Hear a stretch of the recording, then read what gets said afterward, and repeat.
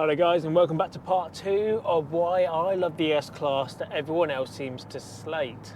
I have done a part 1 and that was just showing you around the car in the showroom that I have, but just to bring you up to date if you haven't seen that one here.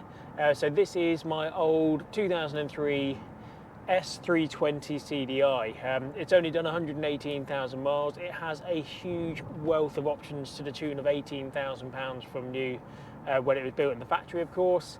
And it seems to be the least desirable S-Class, although as soon as it pulled outside my showroom with the chap who was looking to move it on, I kind of fell for it a little bit, and I really do enjoy owning this car and driving it. So I thought with this video here we'll kind of go through what it is actually like when driving it and how comfortable it is. So it is incredibly comfortable. As you can probably imagine, an S-Class has always been the staple point of being almost like a chauffeur's type car. It's almost got like a diplomatic sense to it. It's very, very long, over 5 meters long, which also gives you a huge amount of room within the vehicle too. These seat bases are massive. They're really, really quite wide. I'd say they're actually wider than the Range Rover one that I have. But it is very, very comfortable. This does have the upgraded leather. It's the perforated leather, and it is incredibly soft. There's also leather everywhere. There's leather all on the dash, all on the door cards and everything like that, and it's all worn incredibly well. But it does make for a very comfortable drive. I think the carpets and everything, it's literally all ever so thick, and it really does help the sound insulation.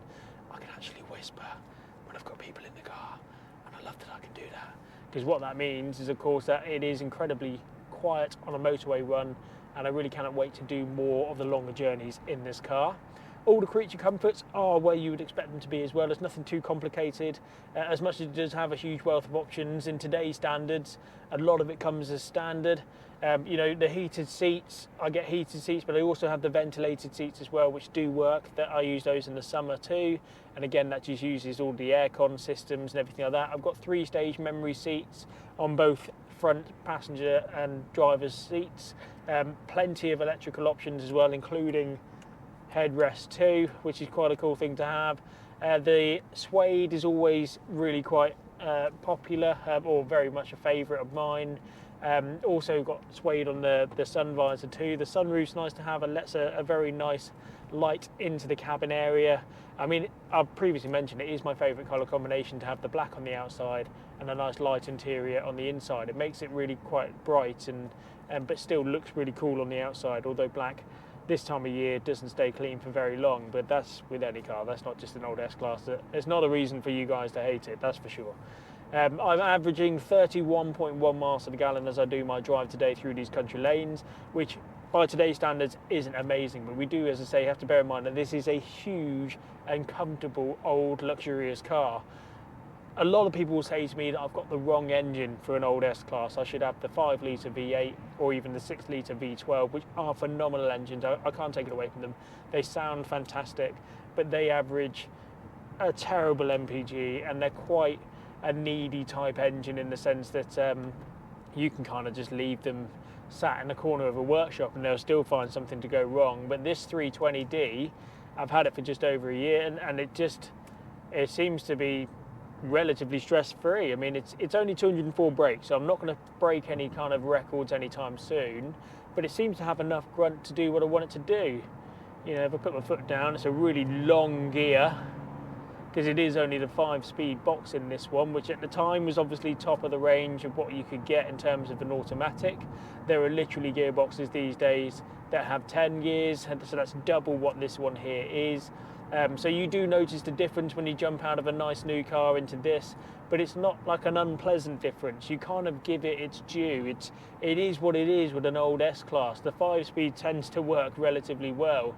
It does mean, of course, that when you are doing the motorway speeds, it does sit slightly higher in the revs, but it's so well insulated that you don't really notice, to be fair. You kind of just cruise along and you enjoy the drive. The steering wheel is massive. I don't know why it's so big. I don't know who thought that, yeah, because it's a big car, we'll have a big old steering wheel too. You do get used to it, but you are very conscious that it is just big. The buttons on the side, they still work. Everything still works in this car. I mentioned that in the first part, that it's an amazing example in my eyes, because I bought it for next to nothing and everything still works. I tend to drive around in the comfiest mode that I possibly can in this car. I think that's what the car was designed for. I think it's meant to be just cruising along. I'm not going to be trying to race anyone off the lights or anything, not that I do that anyway, but it's all in comfort mode. I can stiffen the suspension if I wanted to using this button here. It's got 2 stages to it, and I've also got a sport and a cruise option on the gearbox. So the sport obviously just holds the rev slightly higher and changes a little bit more aggressively, but again I just keep it all in the comfort side of things, because I think that's what the car's designed to do.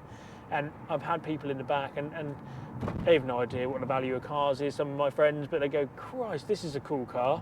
And that is why I love it. That is why I love this old S-Class, because I'll be happy to take it anywhere.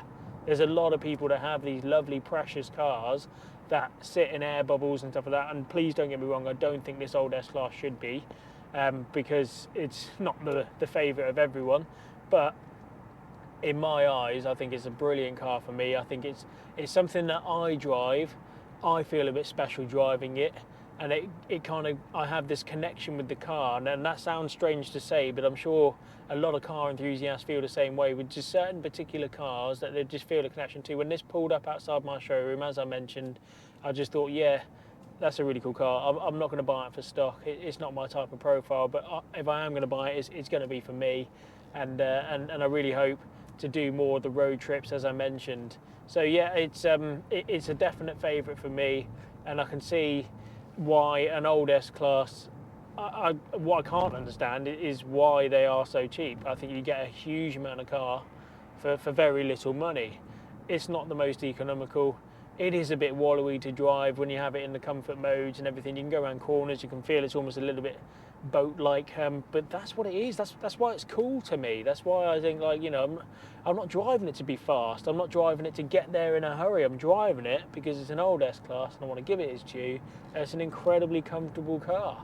And I hope that it only goes one way. I mean, it can't really go the other way in terms of evaluation. I think I bought it when it's relatively rock bottom. And it's really hard to find a really nice example, and I think this is definitely one of them.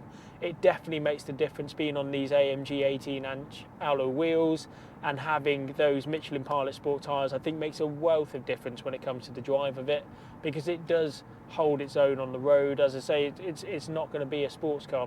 I'm not pretending that it is, but I've driven some that the suspension's all worn out. The 17-inch alloys have got the budget tyres on them, and it's a totally different drive as to what this is. And this one here's just had 12 months MOT put onto it with no advisories, so that is credit due to the previous keeper who clearly looked after the car. The eagle-eyed ones would have seen that I had an SRS light in the dash on the old one, on part 1 video. All that was, I managed to kind of get to the bottom of it. The wiring, because what that is for the restraint system on the seat belt and to the plug of here, the wiring had stretched itself in the back of the seat, and I think that's obviously where it's had different people sitting in it and whatnot, so it had stretched itself, which meant the connection had come loose. So I repaired the wire, reconnected it, and now that SRS light is gone, which is always good to have.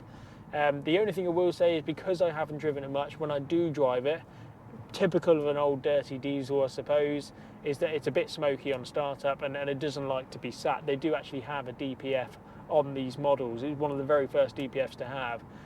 So it does need those longer runs, and I really do have the intentions this year to take it on those longer journeys, and I'm hoping to take you guys with me, take the GoPros and things like that, and you can kind of see where we go and what it's like in those certain situations. It does have an enormous boot, but obviously it's not a hatchback or anything like that, so what is in the boot has to stay in the boot. I do have a dog, Loki, which I'm sure you've seen in previous videos as well.